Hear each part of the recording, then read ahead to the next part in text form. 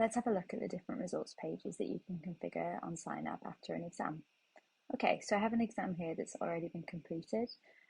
What I can do is I can check on the configurations that are already set by just going to Configure and Results. And this is the page that during the exam creation process, I can set anything up and I can put in the different settings that I want. So let's see how these actually translate once an exam is complete. I head down to my users table, and from here I can see all of the attempts that were done and when they were.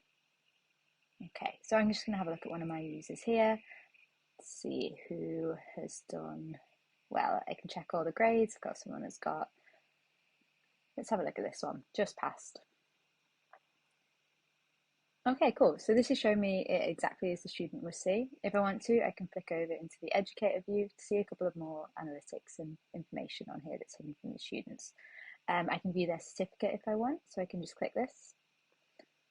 And it's going to take me to their special certificate page. I can see that this one's verified. I can see a copy of it. I can download it from here if I want. And I also can get a special link for sharing it. And that's going to be like a special verified link as well. All right, let's head back to that results page for a second.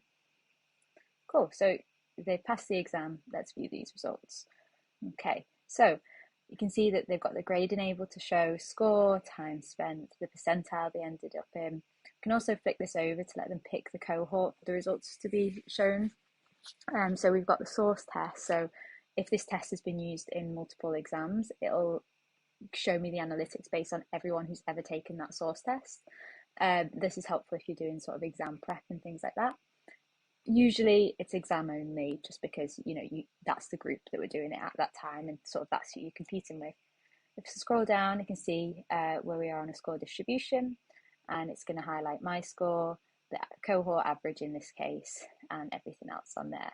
And it's also going to let them know exactly how the cohort's being calculated.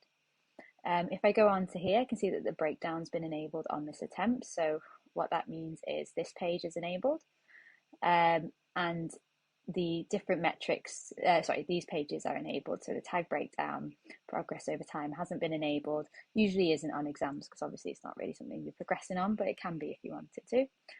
So let's have a look at this breakdown page. So we've got our different subject tags here. So these are different subject facets. So I can pick one of these and I can go really granular into something to see exactly how I versus the cohort did in this case.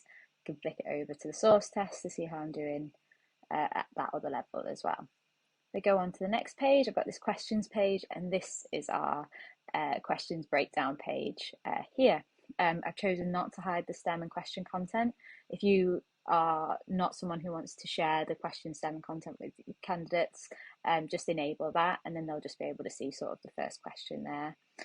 These are sort of demo questions, but obviously that would be where the STEM was. There's more information here about exactly which tag. If your student wants to flag something with you, they can sort of give you any of these ideas for you to locate it. So if we can go down into here, the student's able to go through all the questions they got right.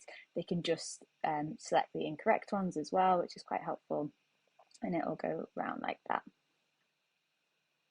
Let's have a look at the results page. It's got a question breakdown that's like a little bit more filled out, where perhaps there were written responses that the user had to submit. Same process as last time: find the user, find their attempt in the exam. We've got a question like this, and we can have a look at all of the questions that have been marked as well.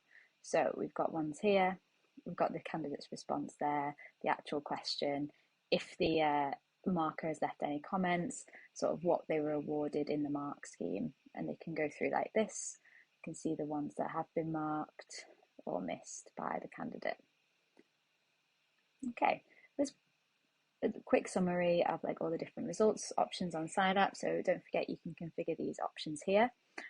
In the event that they've got sections, they'll also be displayed separately at the bottom here, so you'll be able to see exactly how you did in each section, how long you spent, and things like that. Remember that sections will have to be enabled at the exam level or source quiz level in order to get this. And in the event that not enough attempts have been done to sort of calculate a cohort average, they'll just get a placeholder like this. It's about 10 attempts to get this graph to populate.